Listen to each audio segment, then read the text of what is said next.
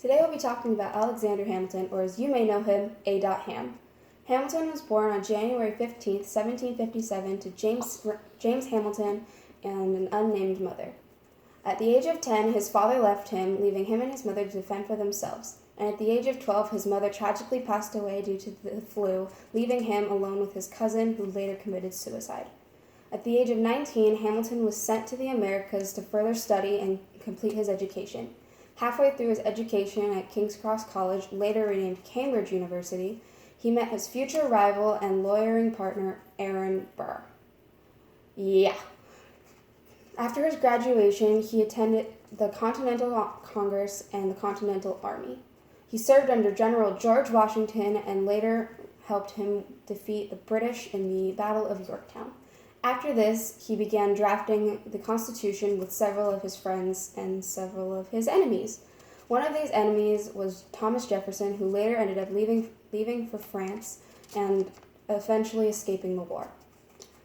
During this Continental Congress, several of his fellow congressmen did not really appreciate Hamilton all that much, and they certainly believed that he possibly was either a monarchist or he wanted to bring back the British Army. Because of this, Hamilton was not very well liked. However, he later became the most ardent defender of the Congress and the Constitution.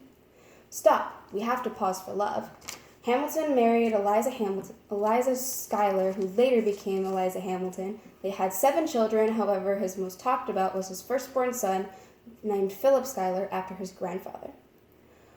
Fast forward to his law degrees. More animosity between him. Burr Hamilton. Hamilton does not become president, but all of his enemies do.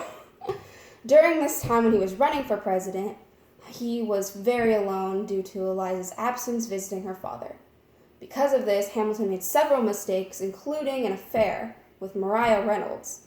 During this affair, her husband ended up finding out and threatened to tell Hamilton's wife unless he paid him monthly checks, which basically rounded up to about $1,000. During this time, James Reynolds also gets arrested on some other charge when he tells several of Hamilton's enemies, including future President James Monroe, that Hamilton had been embezzling funds as he was at this time the Secretary of the Treasury.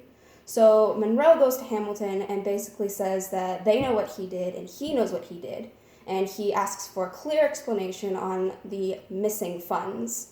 So Hamilton tells them, okay, I will tell you this, but you have to keep it a secret, which they agree to. Meanwhile, Aaron Burr in the corner is taking notes, which later end up getting out to the press, and to clear this up, Hamilton decides to write the very infamous Reynolds pamphlet, which you can still visit today in New York City. Because of this pamphlet, he published it in the newspaper despite the direction of his friends saying, don't do this, everyone else believes that this is wrong, you're not embezzling, everyone knows what you did, and he decides that he can't let this stand. Meanwhile, Eliza finds out, and he is basically banished to the lower portion of his home to sleep in his study, because at this time, divorce was not very common. Shortly after this, his son, defending his father at his local school, gets shot by Mr. George Eaker, who was later convicted of the murder of Philip Hamilton. Because of this devastating loss, Hamilton and Eliza eventually get back together and they rekindle their relationship. After this, during the grieving of his son, Thomas Jefferson is now running to become President of the United States of America against none other than Aaron Burr himself. The Congress is tied. They have no clue who's going to win this election, and it is up to Hamilton to make this decision. However, because he is grieving, he has not come forward.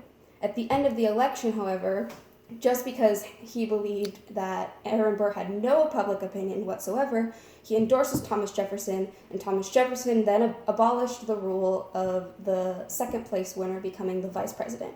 This angers Burr so much that Burr eventually decides to challenge Hamilton to a duel, which ultimately ended Hamilton's life. However, because of this, Eliza Hamilton had really stepped forward and began creating funds for the Washington Monument and speaking out against slavery, as well as creating the first private orphanage in New York City.